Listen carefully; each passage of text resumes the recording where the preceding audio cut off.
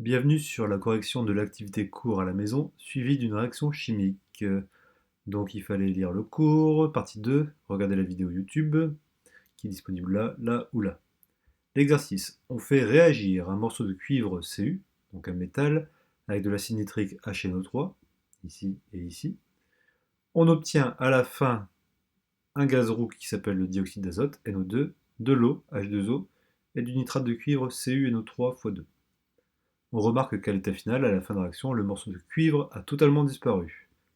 Remplir le tableau en y mettant les espèces chimiques de l'énoncé au bon endroit. Déjà, on peut voir que les réactifs sont le cuivre, on fait réagir donc réactif, et l'acide nitrique. On obtient donc les produits, sont le dioxyde d'azote, NO2, de l'eau, H2O, et du nitrate de cuivre. Donc si on remplit le tableau, à l'état initial, on a mis du cuivre et de l'acide nitrique, donc cuivre et acide nitrique.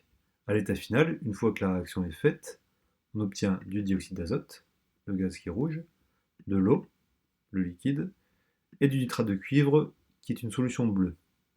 Attention, comme le cuivre a totalement disparu, ça veut dire que l'acide nitrique n'a pas totalement disparu. Donc elle est encore là, à l'état final, c'est ce qu'on appelle un réactif en excès. On va y revenir pour la question 2.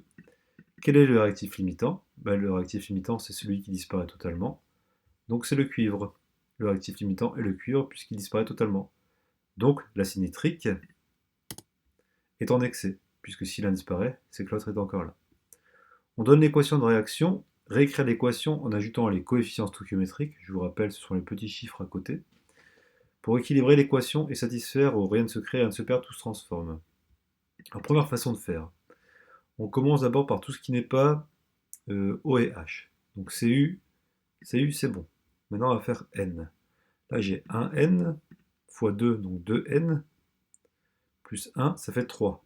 Donc j'ai envie de faire 3 fois HNO3 pour avoir 3N là, 2N et 1N là. Maintenant je vais faire par exemple les O.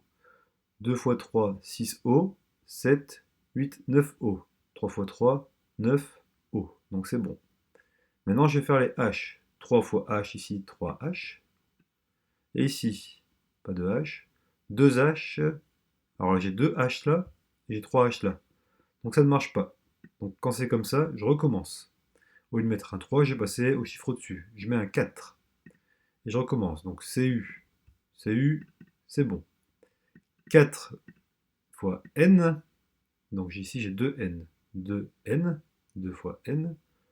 Du coup ici je vais mettre un 2 pour avoir 2N aussi. 2N plus N fois 2, ça fait 4N. Donc c'est bon pour les N.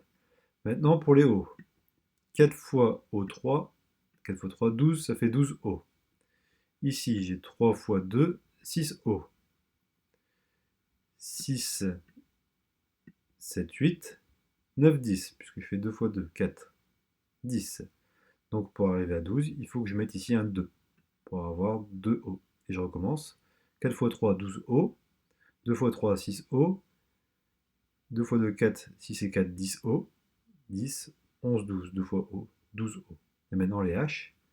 4 fois H, 2 fois H2, 4H. Donc voilà, il fallait ici utiliser 4. Donc il faut y aller à tâtons, jusqu'à temps de réussir. Ça peut être parfois un peu long. Celle-ci était un peu compliquée, mais au moins elle vous entraîne bien. Voilà,